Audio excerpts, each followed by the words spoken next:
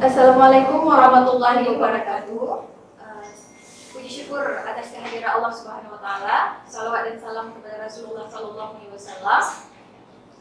Dan tak lupa pula terima kasih kepada kawan-kawan yang sudah sedia membantu melaksanakan atau menyelenggarakan acara kita ini.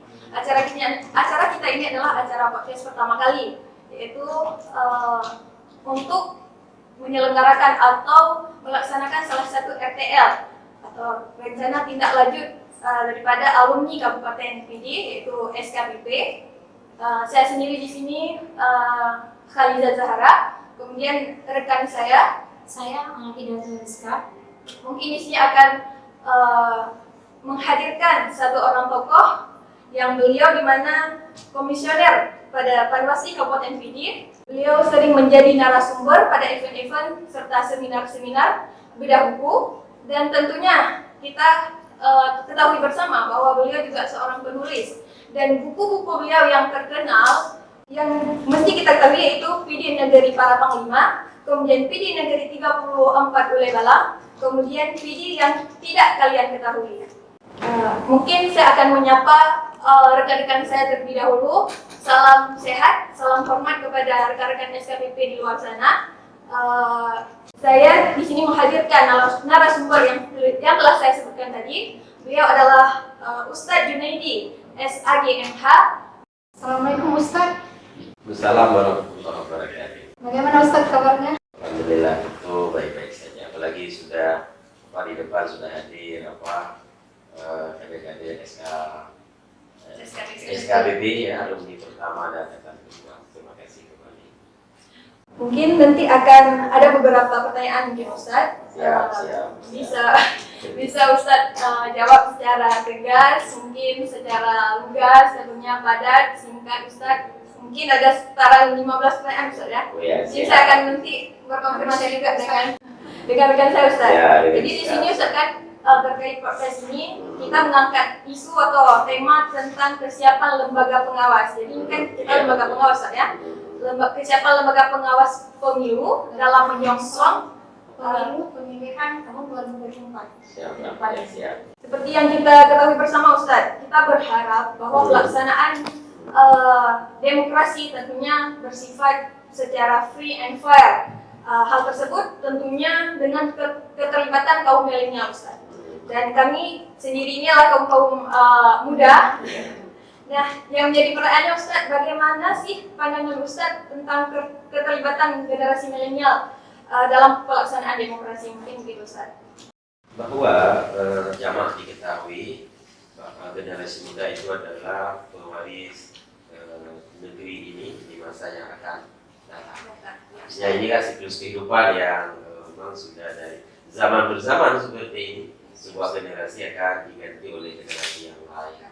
Salah satu wujud tanggung jawab generasi muda terhadap eksistensi negeri ini itu adalah mengambil peran yang baik, kepedulian pada transisi kekuasaan. Dan pola transisi kekuasaan adalah 5 tahun sekali, dan itu sudah merupakan sesuatu yang diatur di dalam konstitusi di Indonesia. Karenanya generasi muda milenial sekarang itu punya kesempatan untuk menentukan nasib bangsa Indonesia di masa yang akan datang lewat pemilihan umum yang merupakan proses demokrasi bagi bangsa Indonesia. Saya pikir penting sekali tanggung jawab generasi milenial ini terhadap keberlangsungan bangsa Indonesia ini. Jadi keterlibatan generasi milenial itu sangat penting Ustadz ya? Ya, sangat penting. Karena mereka lah pewaris negeri ini. Pasca pewaris di mana-mana itu kan seksi. Karena mereka kan diperhitungkan ya, karena mereka lah di tangan mereka bagaimana hari ini dan juga untuk masa yang akan datang. Mau dibawa kemana Indonesia ini? Ini kan dalam menyongsong untuk pemilihan 2024. Ya. Bagaimana kesiapan Bawaslu? Apalagi kan sekarang masa pemilu. Apakah persiapan Bawaslu yang dilakukan Bawaslu untuk persiapan pemilu selanjutnya? Kita kan melihat bahwa desain kepemiluan itu kan sudah diatur di dalam Undang-Undang 7 tahun 2017. Sampai hari ini kita melihat kebijakan pemerintah, politik hukum kepemiluan juga belum ada perubahan terhadap undang-undang kepemiluan.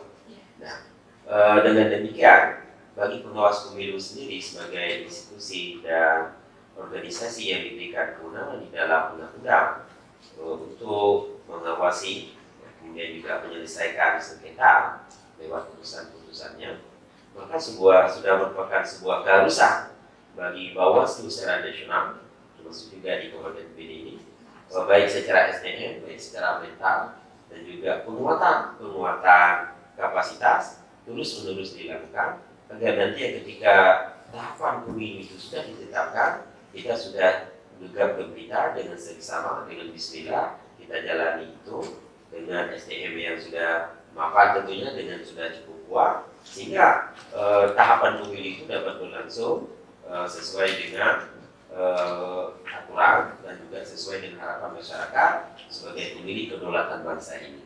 Jadi terkait kesiapan Bawaslu tentunya harus berpatron pada regulasi yang berlaku. Iya, sudah pasti. Karena demokrasi kita kan demokrasi berdasarkan hukum.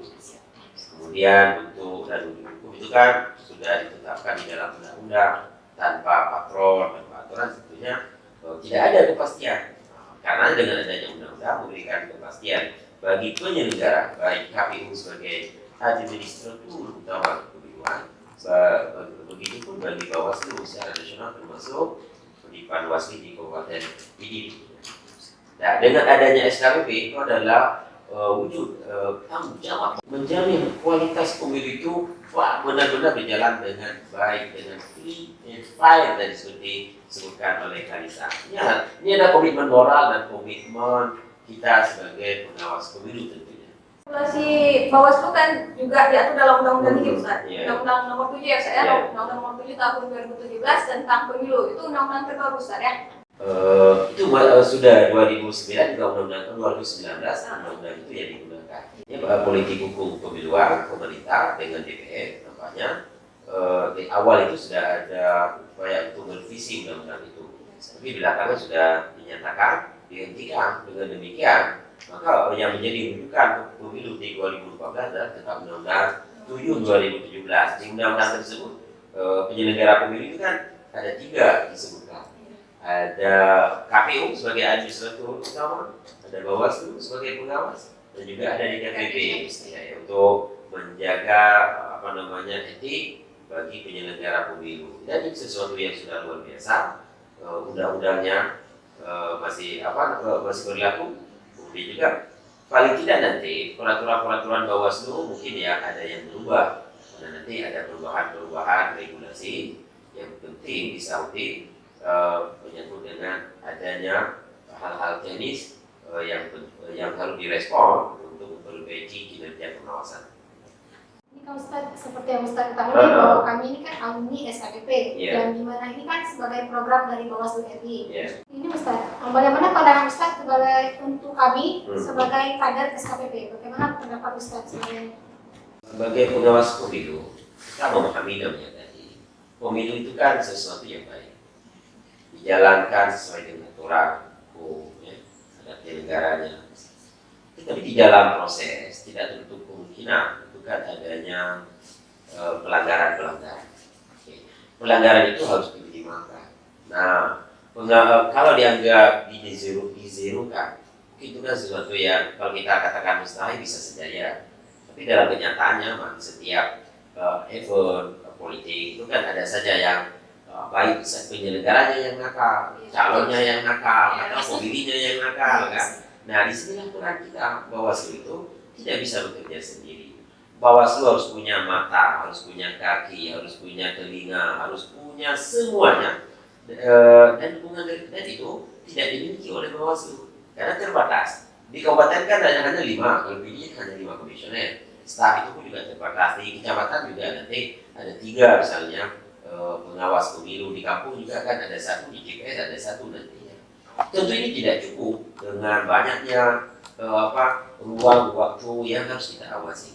Maka disinilah Bawaslu punya program strategis dengan SKPP, dengan kader. Yang namanya kader kan seseorang yang direkrut punya keinginan dan antusias membantu Bawaslu menjadi mata, kaki, menjadi tangan, menjadi telinga, sehingga untuk meminimalkan pelanggaran, lewat proses pendidikan dan juga partisipatif. Para relawan nantinya membangun kesadaran masyarakat, mewujudkan pemilu yang adil. Dan inilah makna kehadiran SKPP tersebut. Kecuali begini, SKPP-nya sampai di rumah tidur saja. Jadi kami ini nggak sanggup membangunkannya. Kalau tidak ada kesadaran sendiri bahwa ini ada tanggung jawab moral, inilah yang harus terus-menerus kita hayati dan kita jaga agar tidak ada yang nantinya proses yang terlewati tanpa hadirnya pengawas, sehingga memastikan rakyat itu bisa tidur tenang bahwa pemilu itu sudah diawasi dan kecurangan itu akan ditindak. Disinilah makna kehadiran Bawaslu beserta dengan kader-kader partisipatifnya. Seperti yang Ustadz tadi bilang, bahwa kenakalan dalam pelaksanaan pesta demokrasi atau pemilu itu akan senantiasa ada. Kemungkinannya. Ya, betul Ustadz. Jadi di mana kita sebagai alumni SKPP harus senantiasa menjadi kaki, tangan, mata dan telinganya Bawaslu untuk melaporkan tindak-tindak atau kecurangan-kecurangan yang terjadi pada saat pelaksanaan pemilu tentunya. Jadi di sini Ustadz saya mendengarkan juga masalah kita pasti mendengar Ustadz nih perencanaan pemilihan baik pemilu atau pilkada 2024 mendatang. Jadi di sini Bawaslu sedang gencar-gencarnya melakukan baik mengevaluasi atau melakukan program-program yang mungkin efektif untuk kedepannya terkait pelaksanaan pemilu. Jadi apakah menurut Ustadz program SKPP ini sejalan dengan pelaksanaan pilkada atau pemilu kedepannya Ustadz? Baik, pemilu dan pilkada itu kan kedaulatan rakyat yang melibatkan seluruh elemen bangsa dan akhirnya pemimpin itu akan lahir lewat sebuah proses pemilu tersebut, baik di eksekutifnya maupun di legislatifnya. Tentu ini akan memberikan efek yang besar bagi rakyat, kesejahteraannya, keadilannya, penegakan hukumnya. Sehingga demikian menjadi panggilan tugas dan panggilan nurani kita semua untuk memandang pemilu ini adalah sesuatu yang besar. Kemudian karena ini besar, tentu banyak masalah. Masalah itu bisa lahir dari penyelenggara, bisa dari calon, bisa dari pemilih, bisa dari stakeholder lainnya. Maka di sinilah dibutuhkan sebuah kesadaran bersama, sebuah kesadaran masif yang lahir dari hati nurani masyarakat yang bertanggung jawab terhadap nasib dirinya dan masa depan bangsanya. Nah, disinilah peran Bawaslu dan juga kader partisipatif, kemudian juga siapa saja yang peduli terhadap bangsa ini untuk melihat pemilu ini sebagai jenjang tahapan kebangsaan yang penting untuk lahirnya sebuah proses demokrasi dan pemilihan yang baik. Jika kita juga berharap ini kan zero kecurangan, zero pidana-pidana pemilu yang bisa mendegradasi makna nilai dan kejujuran dari sebuah pemilihan. Tapi Bawaslu ketika merancang SKPP ini kan itu sudah lewat sebuah riset. Dulu itu programnya sejuta relawan dulunya. Dulunya sejuta relawan. Tapi kemudian mungkin dilihat ini berpeningkatan. Kalau relawan kan tidak mengikat mungkin. Tapi kemudian ditingkatkan dia jadi sekolah. Yang namanya sekolah kan sebuah proses pendidikan yang terukur. Ya, kemudian narasumbernya tentu Kanisa dan sekarang kembali kan sudah melihat, merasakan, hadir sendiri. Artinya kita tidak hanya memahami di lapisan atas, tapi setidaknya kita juga memahami apa makna filosofi di bawahnya, filosofi demokrasi dan pemilu. Maka kami yakin dengan adanya SKPP, apalagi kebuat podcast seperti ini menandakan bahwa SKPP itu sudah hadir dan ini adalah langkah yang baik dan juga kami yakin akan efektif untuk membangun kesadaran politik, kesadaran demokrasi, kesadaran kejujuran, kesadaran integritas di tengah bangsa saat tahapan pemilu itu berjalan nanti. Biasanya Pak Ustadz dalam melaksanakan demokrasi ditemukan banyaknya tantangan, banyaknya kendala. dari Bawaslu sendiri apa saja kendala yang sering dijumpai dan bagaimana cara menanggulanginya? Iya, pemilu itu kan melibatkan banyak orang. Ada calon tadi, ada pemilih, punya stakeholder yang lain, ada penyelenggara. Bisa saja penyelenggara juga nakal, ya kan? Pemilih juga nakal. Tadi kita sudah ulang. Ataupun itu bagi calon sendiri, ini kan namanya kompetitif. Kompetitif itu ada yang sehat, ada yang tidak sehat. Justru kehadiran Bawaslu memastikan bahwa proses ini yang berjalan dengan sehat. Nah, ada kemungkinan karena manusia ini kan kreatif. Kreatif itu bisa ke arah positif, bisa ke arah yang negatif. Di sini kemana kehadiran kita untuk mencegah? Maka program Bawaslu dalam pengawasan itu kan pencegahan yang utama. Karena di mana-mana juga dalam konsep apapun, dalam konsep kesehatan, dalam konsep agama, dalam konsep kehidupan itu lebih baik mencegah daripada mengobati. Kalau orang sakit lebih baik mencegah daripada menindak. Dan disinilah mana kehadiran SKPP, kehadiran Bawaslu, dan kehadiran stakeholder lainnya, kita melahirkan kesadaran semesta di Indonesia dan juga kesadaran Nusantara bahwa pemilu itu adalah jenjang, tahapan, tangga yang 5 tahun sekali akan kita lewati. Mari sama-sama dan kita rusak. Karena itu adalah akan menjadi memberikan efek yang tidak baik jika proses pemilu ini berjalan dengan penuh kecurangan. Maka kita ingin menatap saja kecurangan itu tanpa kita ingin menindaknya. Kan tidak. Nah, itulah yang seperti disampaikan tadi. Kemungkinan itu akan terjadi, tapi Bawaslu harus lebih siap. Kalau kejahatan dan kenakalan dari semua stakeholder ini 2 langkah, Bawaslu harus 3 langkah mengambilnya. Kalau tidak, untuk apa kita hadir di sini? Kan begitu kira-kira. Ini kan optimisme kita, kita punya perangkat hukumnya kan. Kemudian juga ada regulasinya, ada perangkat hukumnya ada. Tetapi kendalanya tentu ada. SDM kita terbatas tadi.